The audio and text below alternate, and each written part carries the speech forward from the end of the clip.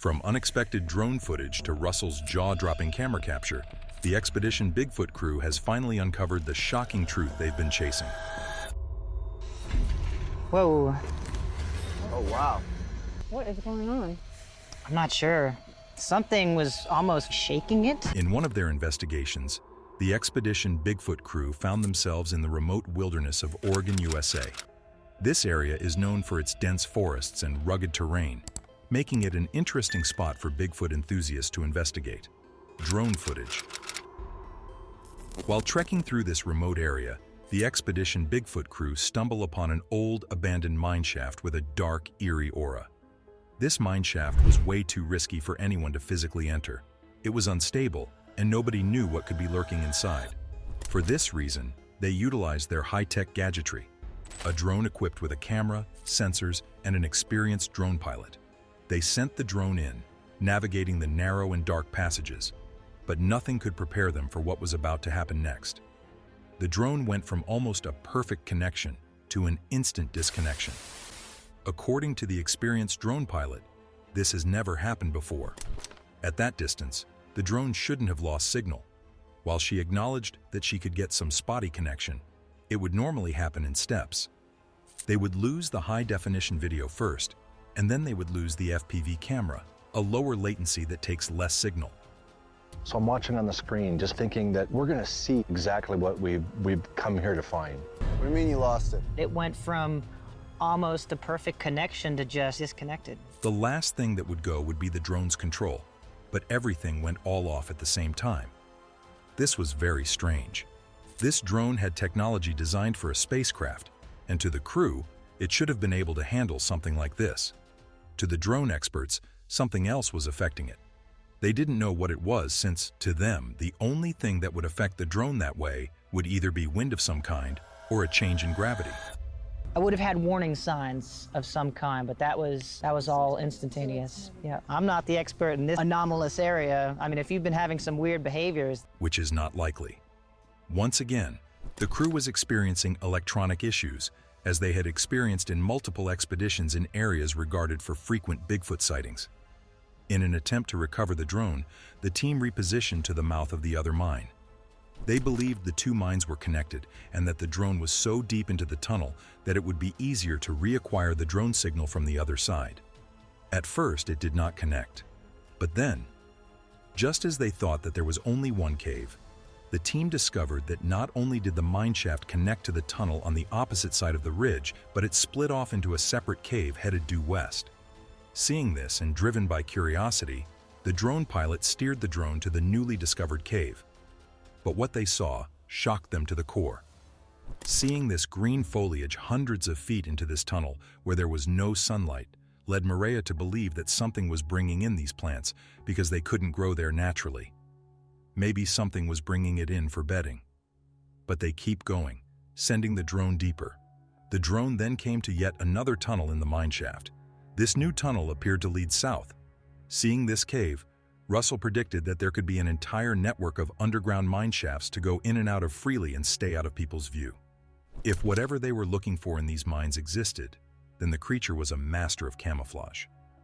They decided to direct the drone to the new tunnel and see where it would lead them. But then, something unexpected happened. After unexplained signal connection issues, the team chose to extract the drone before being able to determine the complexity of the mine system fully. The drone pilot didn't want to risk going any deeper in there after that glitch. To Bryce, this was heartbreaking, knowing that they still didn't know how deep that cave was. He wished they would have been able to find more evidence using those drones, possibly getting eyes on something. It was pretty unfortunate what happened inside that cave, but it was surprising to learn how many tubes there were around this area. In his expertise, Bryce believed that it was a possible labyrinth, so it just gave more plausibility to the fact that something large like Bigfoot would be able to move around this mountainous area without being detected. As the pilot packed up the drone, she noticed something: hair samples. Seeing this, Maria urged everyone not to touch anything as she ran to grab her equipment to collect a clean sample. Before testing, these reddish-brown and whitish hair samples could be of anything. Perhaps an animal dragged into the mines as prey, or a predator seeking refuge in the mines. To be sure, they had to collect samples that could be DNA tested later on. At this point in the investigation, the crew had gathered quite a bit of evidence. They had also set up a camera, which ran 24 hours a day from the time the crew set it up till the time the crew left the location. That's quite a lot of footage to go through, but after scanning through it again and again, Bryce found something that quite honestly left him speechless. He saw a large humanoid figure passing through the trees. Yet this is not the first time the Expedition Bigfoot crew captured Bigfoot footage. Russell captures it on camera. In one of the Expedition Bigfoot crew's field trips, as Russell was doing surveillance of the area the crew had chosen to investigate, he noticed an animal-like creature with blackish-brown fur through the lens of his camera. At first, he thought it was a bear, which was a common animal in the area. But then, something unexpected happened. This animal decided to stand up on 2 feet and disappeared into the woods. Seeing this, Russell was astonished and decided to show his partner. "Zach, that thing just stood up like you and I would." "Look at that shit," Russell told his partner. Even after replaying the clip, Russell could still not believe what he had just seen. What he thought to be a bear due to the fur just stood up like a human being, turned around and walked away. It's like the creature was squatting, perhaps spying on prey or Russell and his crew. Although bears could walk on 2 feet, they were not as stable as the creatures they had seen. Excited by this, he tried to get another look at the animal and zoom in around the area to see if the creature would appear on the other side of the trees, but there was nothing to look at any longer. The creature was gone. Overjoyed by this new find, Russell decided to step into the area where he had spotted the creature and investigate more, perhaps find some other clues. After a while, Russell could not wait to show the crew the video he had just captured, and so he called everyone back to base camp. They all gathered at base camp, where Russell had some exciting news to share. Everyone was eager to see what he'd discovered that made him call them back, so they got everything ready. Once Russell played the video, they could almost not believe their eyes. Russell told them, "I've been kind of glossing this area with a telescope for a while. It's a long way out, and I'm watching these clearings. Understand something. This is over a mile away, and I see what looks like a bear on the hillside. So check this out. It looks like a bear. At first, that's what I thought I was looking at. It's just a bear. Until now. Watch this." Seeing the footage, Maria was astonished.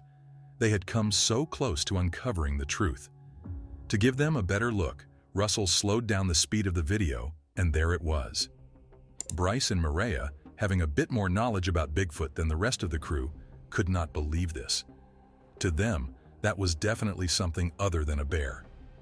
To them, there was only one other possibility of a creature that could have that kind of behavior. It was hairy and moved like a human on 2 feet. Maria, being a detail-oriented scientist, had her own perspective. What she found most compelling about the video was the movement of the creature. The way that the head of the creature looked around before walking off was most interesting to her. The creature had head-to-floor vertical movement, and with her expertise, Maria knew that a bear could not do that. On top of that, based on what the crew knew about the animals in the area, Maria could not think of any other animal out there that would move like that. To her, Russell may have actually found something to help in their research. As convincing as the footage was, it was not the only one capturing the elusive creature. Bigfoot running across the mountain. A group of researchers received unusual footage from a man named John. The video, filmed on a mountain peak along the Wasatch Front, showed a location tied to several Bigfoot sightings. John claimed he captured something strange that really piqued the team's curiosity and led them to investigate the mysterious area. John and his friends claimed they had caught undeniable evidence of Bigfoot. At the time, they were in a valley at about 4,200 feet in elevation. They zoomed in on a peak that was about 9,000 feet. Using a spotting telescope, they filmed the creature moving horizontally, then climbing straight up a steep, snowy mountainside. They had to hold the camera lens to the viewfinder, doing their best to capture it all. It was almost a mile higher than the guys filming it, around 5,200 feet higher. They had to zoom in over 3 miles at least to capture this creature that was easily and quickly running across around 90 inches of snow. The sight of the creature sprinting effortlessly through the thick snow instantly grabbed their attention. As they focused more, the group felt amazed and thrilled. It was hard to believe anything or anyone could move so fast in such deep snow unless it was incredibly strong and tall in height.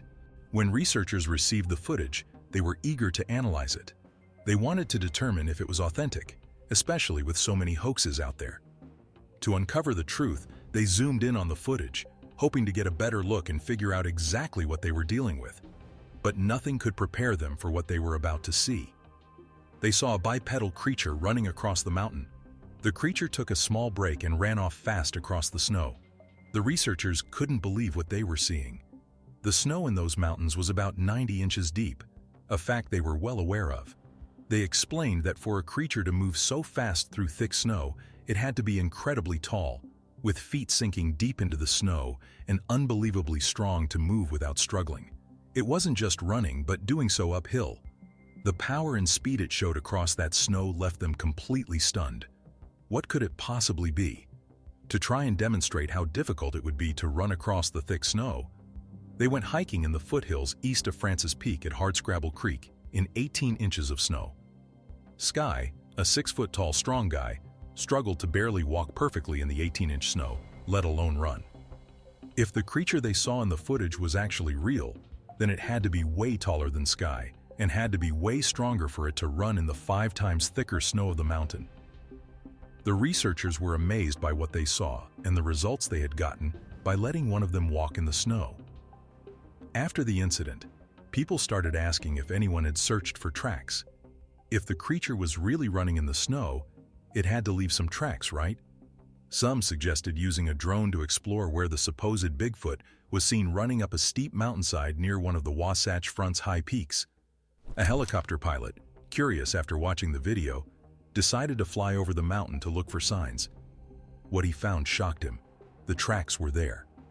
Although the strong winds at the mountain's top were slowly erasing them, making the evidence fade away, the evidence was there. The researchers made it clear that John wasn't claiming the creature caught on camera was Bigfoot. It had been seen running uphill on a steep, icy mountainside with deep, wind-swept snow. On top of that, John also didn't say that the giant footprints in the large trackway belonged to Bigfoot. Still, the evidence was hard to dismiss. The steep terrain and unusual tracks left a lingering question of what it was that had been captured on camera. In their expertise, the researchers knew that this trackway was consistent with most realistic Bigfoot trackways.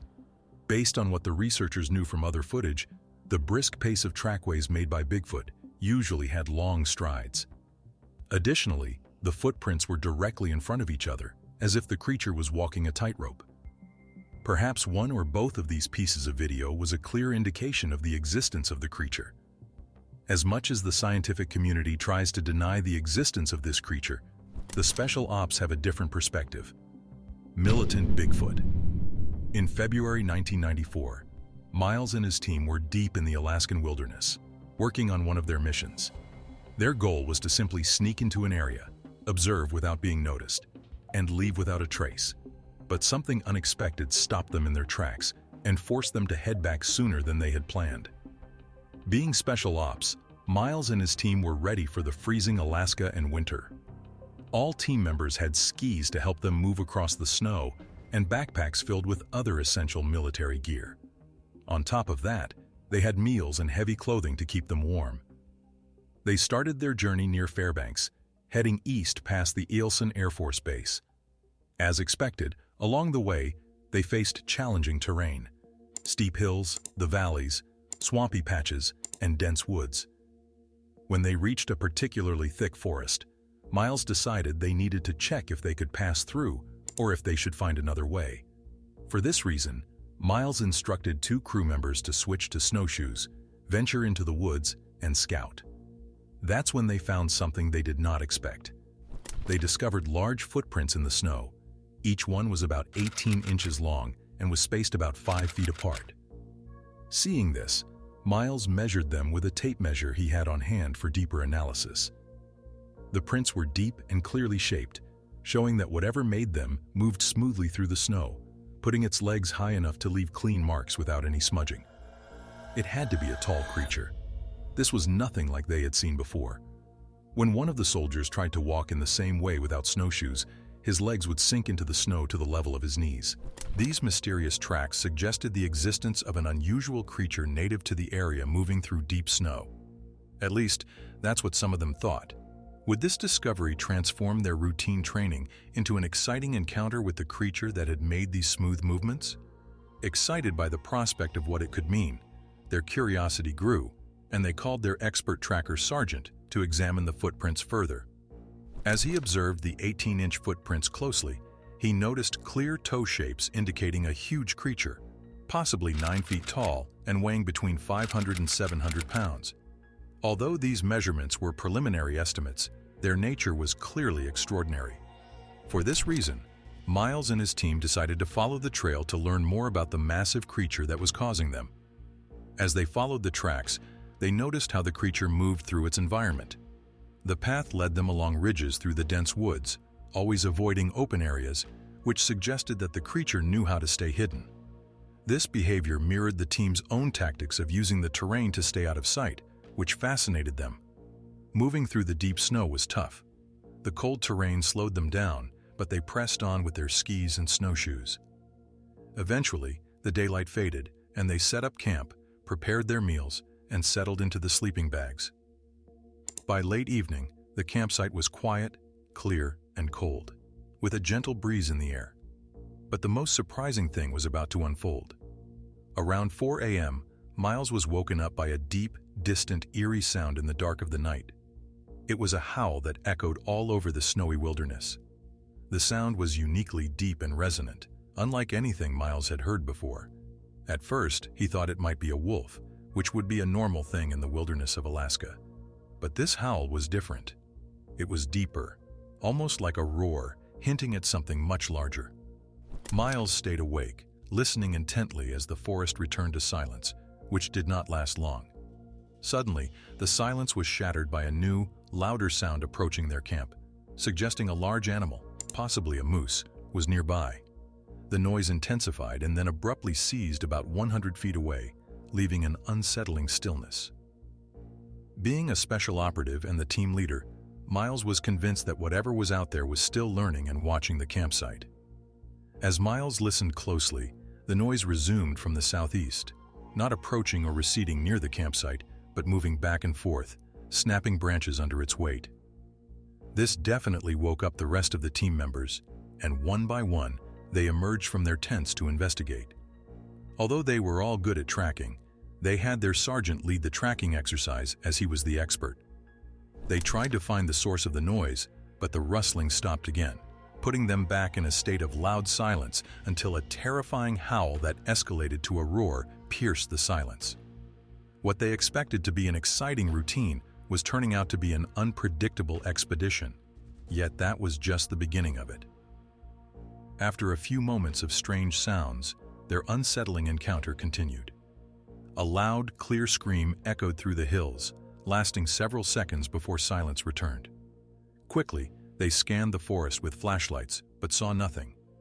Armed only with basic gear and no ammunition, they felt too vulnerable to continue the pursuit, considering that the creature they were after seemed to be intelligent enough to remain stealthy. As dawn neared, they heard a tree forcefully falling. The loud cracking sound convinced them to leave immediately. They began packing, planning to depart with the sunrise around 8:30 to 9 a.m. Before leaving, Miles and another soldier decided to check the area one last time. They discovered more large footprints in a freshly broken pine tree. According to Miles, this was evidence that the creature had been moving around there.